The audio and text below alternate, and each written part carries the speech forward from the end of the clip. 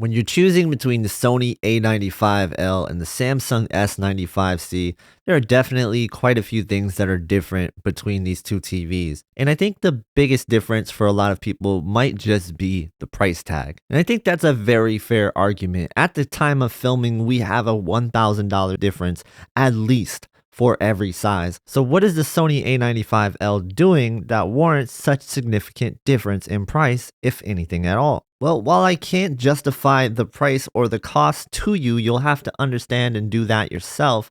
I'll definitely let you know the differences and whether or not they're significant enough, and then hopefully that'll help you make a better decision at the end of the day. So let's start by talking about the differences, and we'll start with the HDMI connections. So with the Samsung S95C, you're going to have an external connection box. This is called the One Connect box. And what this is going to have all of your ports that are usually on the back of your TV be on the back of this box. So all of your HDMI inputs are going to be on this box. You have 4 HDMI 2.1 inputs on this box, so you are able to hook up 4 different HDMI 2.1 sources. Now, when you go to the Sony A95L, we have only 2 HDMI 2.1 ports, and one of which is shared with the eARC port. So you're going to want to keep those in mind when talking about connecting HDMI 2.1 devices. So these two approaches do lead to different problems. With the Sony, you have the lack of HDMI 2.1 inputs that could be a problem for some people. With the Samsung, on the other hand, people are having some connectivity issues with game consoles where you are going to see some blackouts from time to time. Now, this is something that I tested and I really didn't run into it but once, but it did happen. So I do have to call that out. And what my issue was is more of a handshake issue.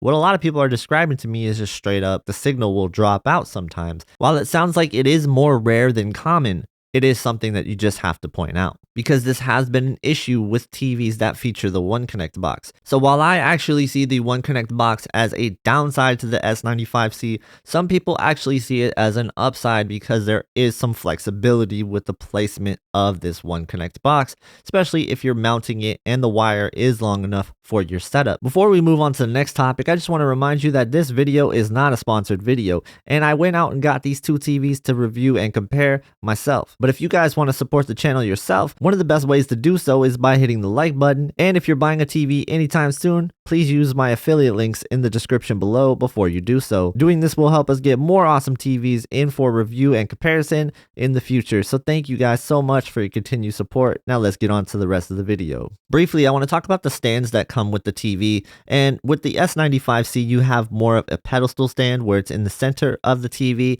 and that's going to be good for everybody's setup, everybody's table. The A95L, on the other hand, unless you're getting the 77-inch with the ability to put it in the center, the legs that you get for the TV stand is going to have to be on the outside of the TV, and you're going to have enough room for your table to fit the TV onto. So that's something you want to keep in mind when you're talking about getting the A95L. Another big difference I'd like to talk about briefly is the sound quality difference. The TV speakers on the A95L are some of the best that I've ever heard. The A95L, in my opinion, is a pretty complete sound system when it comes down to TV speakers, where the S95C is a little bit thin sounding compared to the A95L. Before we get into picture quality, I do want to talk about the OS differences, because the operating system really is going to factor into your buying decision for some people. The Samsung is using the Tizen operating system. While it is not a bad operating system, it is a bit clunky to navigate and to switch inputs on. So this is something that could frustrate new users of Samsung TVs.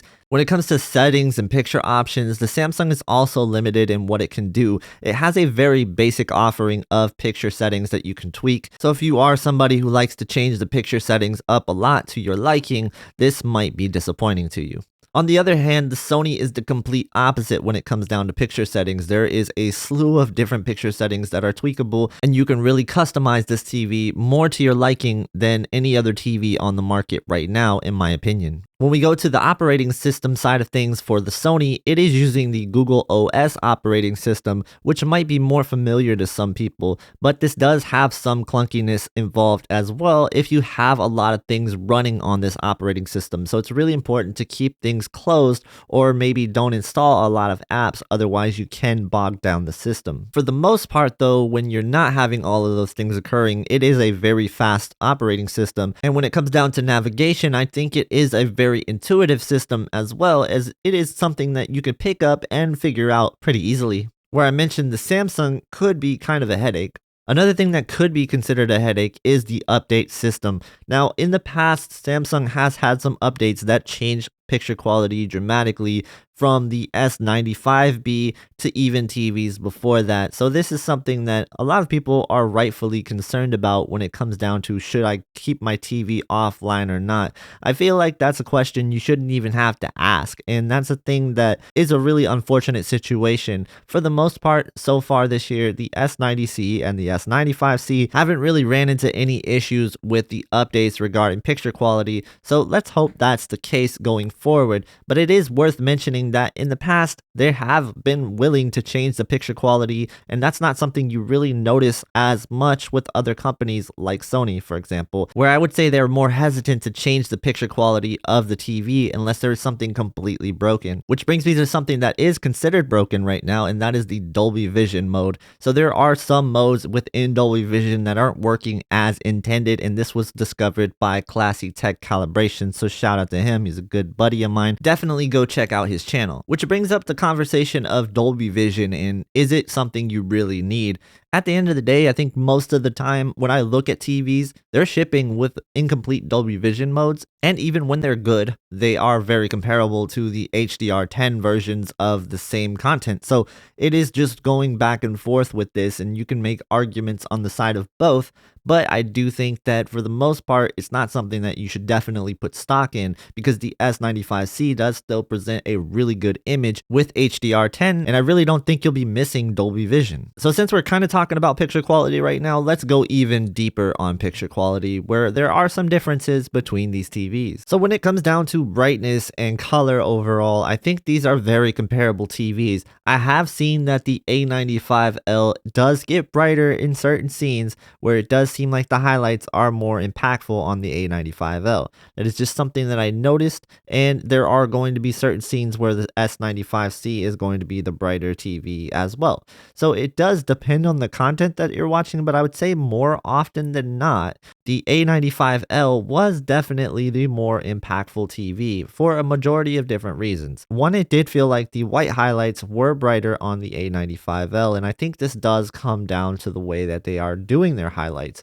The XR processor just knows where to put the brightness, and also it just seems like they are more willing to clip the highlights, which can lead to a brighter presentation. But on the flip side, you might see more detail in the highlights on the S95C because of this. They definitely have a different approach when it comes down to this, so it is really going to depend on what you like.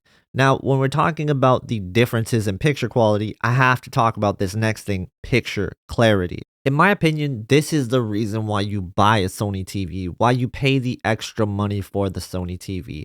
That clarity difference. Whether you put it up against the G3, whether you put it up against the S95C, you do see a clarity difference. Certain things will look sharper and clearer on the Sony TV. At this point, I really just consider it an X factor for Sony when it comes down to looking at a TV side by side. Somebody will point out, hey, why is that TV a little bit clearer than that TV? And that's what Sony's advantage really is, and why you would maybe pay that extra money. It's still a lot to ask, but if you are somebody who really focuses on fidelity and image clarity, this is something that you are definitely wanting to pay attention to. And if you wanted to take that even further, you have the option for reality creation to push that up even further. And this is something that I think is a difference maker with these two TVs. I do think in game mode specifically, I saw a huge difference in some of these games between the S95C and the A95L. The A95L was just clearer, while the S95C at times looked blurry next to it, even though I know the S95C is not a blurry TV. It's just that Sony is going to clean this up even further than any other TV, albeit it might be a little bit artificial. It is something that I personally like, and I think a lot of people will like this look as well. So since I talked about gaming a little bit, I do want to talk about gaming now. And there are going to be some differences with these two TVs. For example, the S95C is going to have something exclusive that no other TV is going to have other than a Samsung TV, and that's going to be Game Motion Plus. Now, this is motion interpolation for gaming, which is going to help you get better results with your 30 frames per second games on an OLED TV, something that OLED TVs tend to struggle with. So I do really like that Samsung has this available in their game mode.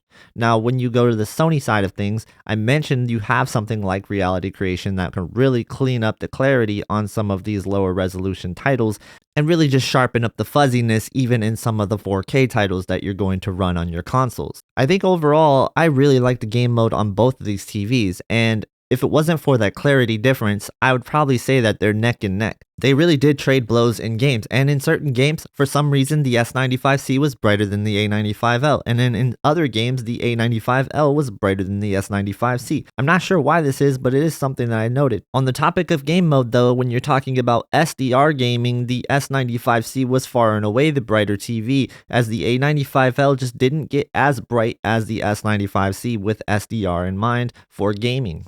Which brings me to SDR and broadcast content. Now, when you're talking about SDR, you're usually talking about watching cable TV or something older, and it's usually going to be lower resolution.